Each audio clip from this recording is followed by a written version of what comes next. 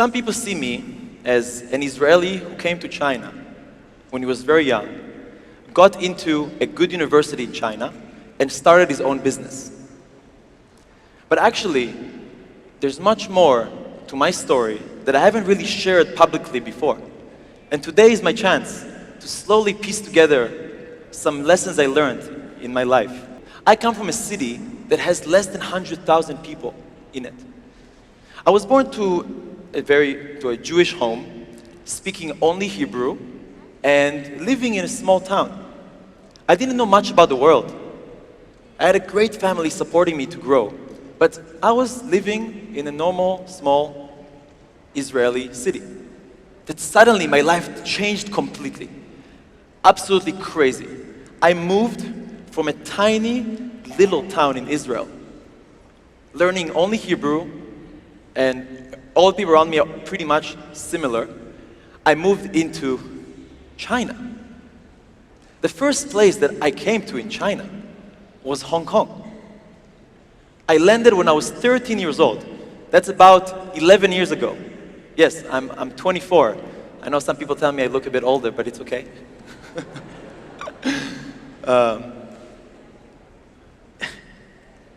Hong Kong was busy, international, crowded, exciting. But as a little Israeli kid who cannot speak no English, no Chinese, not Cantonese or Mandarin, nothing, I landed into a big culture shock. I was very angry at my family. I was angry at the world. I'm like, why? I just want to live my life. Why you put me in this place? It's when I arrived in Hong Kong that I faced my life's first big challenge. To adapt to a new place, a new culture, a new school, new friends. And it all happened in a few weeks' time. Just like this.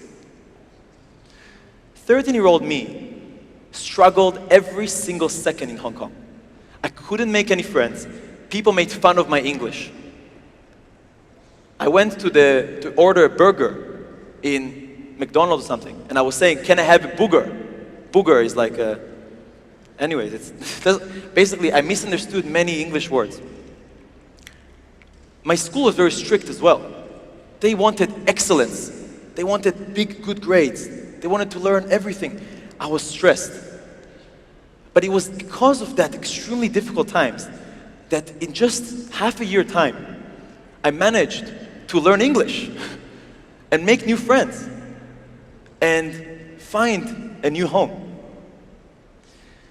So when I slowly adapted to this international environment in Hong Kong, but it wasn't enough. For my family, for my father, I need to challenge myself again. You need to go deeper. So what's next? You need to run to be the president of your high school. I was a shy kid who could not speak the language properly, not very popular, and I have to go run for the student council president? What? No, I was shocked. I still ran for the presidency. I went and we tried to become the president of my high school. And guess what happened? I lost. I got third. Embarrassing. Julian. People made fun of me. Just to prove myself, which was the athlete of the year. So I took on this failure and changed it into a new area. I became a very good athlete. I played basketball, I played football, I played tennis, and I proved to them that I'm a great athlete. But again, this was not the end. When I graduated from high school, all of my friends around me, they came from many different countries. All of them went to the US, to Canada, to the UK, to university. Every single one of them. For them, it was a single, easy choice. We learn in English, we go to an English school. But no, what about me? Again, my dear father came to me, he's like, next challenge, Raz. Life is going on with more challenges. Your culture immersion in China has just begun. Hong Kong was your first place, but there's so much more to see about China. And then I went to see my application. Need to speak Mandarin, need to get good grades, need to pass an exam. 高考. Oh my God, right? What? You know, Beijing 大学, 清华, 远大, like 复旦, I don't know, 浙江大学. Impossible. It's impossible. But I remember my dad gave me one quote. He told me, in life there's going to be many choices. There's going to be very easy choices, very hard choices, and impossible choices. Like things that are impossible to do. The first thing you gotta do, you always try to do the hardest things first. And then, what's impossible is only time. It's only about time. Time will make impossible things happen. I studied for this entrance exam. I tried everything. I learned physics and chemistry and math in Chinese. 头疼，真的，学不会。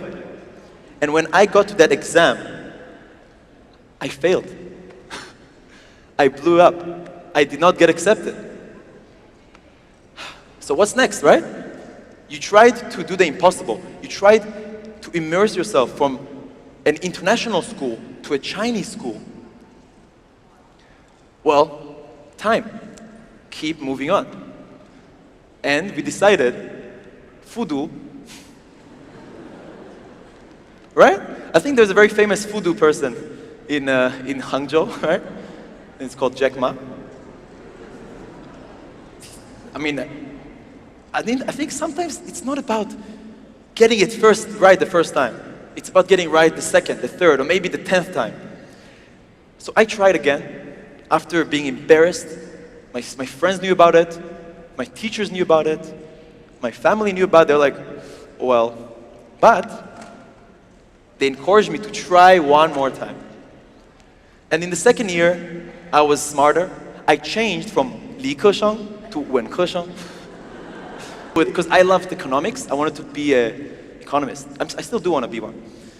And that's when I realized that the way I'm learning Chinese and the culture and the ways things work here was completely wrong. All my friends around me in Beijing, they were all foreigners. And they were great people. It's just that I felt like I'm not immersing myself in the real grassroots of Chinese people. I don't have real Chinese friends. So I decided to drop everything and make more and more Chinese friends. I decided to drop all the apps I was using in my phone and use only Chinese apps. And I just ate Chinese food all the time. I became immersed into Chinese culture. And that's when, my second time trying to get into Peking University, I think I got the edge. I managed to get the right score, and then I got into an interview that got me inside. And after this few years struggle, I was already 20 years old. I got into Peking University as the first ever Israeli to be accepted at Peking University for an undergrad degree. Yeah, I was like, whew, I did it. The best day of my life. Right, Dad? Dad, come on, we did it. You know, 北大国际关系学院啊，还有now I can finally study well for 4 years, you know, enjoy my life as a college student, learn more. What my dad said, okay, it's good to be happy now. Next challenge. What's next? Please, what's next? Next challenge, entrepreneurship. I'm young, not very experienced, not very skilled, very weird. My language skills are not great. 我的中文当时现在也都不是特别的好。How can I start this business now? Don't fear to fail. So I was like, you know what? I already failed quite a lot. I am kind of an embarrassment in some ways, but I try to make up for it. Why not try it? We failed 2 businesses. Complete fail. Well, we tried, we learned a lot. For 2.5 years, we tried to build a business. We tried to make this kind of a platform for people to share their passion, kind of an Airbnb for experiences. Back in 2015, I was only first year in college. We tried to build a place where people can book each other's time and share their passion, but it was very hard. And then we moved into making content about sports, especially in football world. But it didn't work either. And it really was tough. And every time we failed, it was, again, my family, my friends that supported me to try again.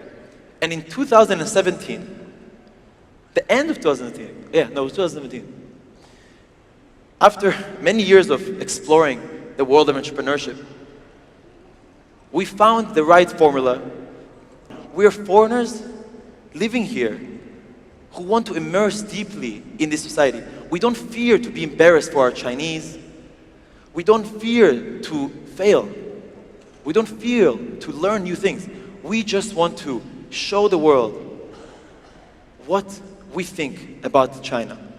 And our answer in every video is a real, fun, young, innovative, and dynamic China.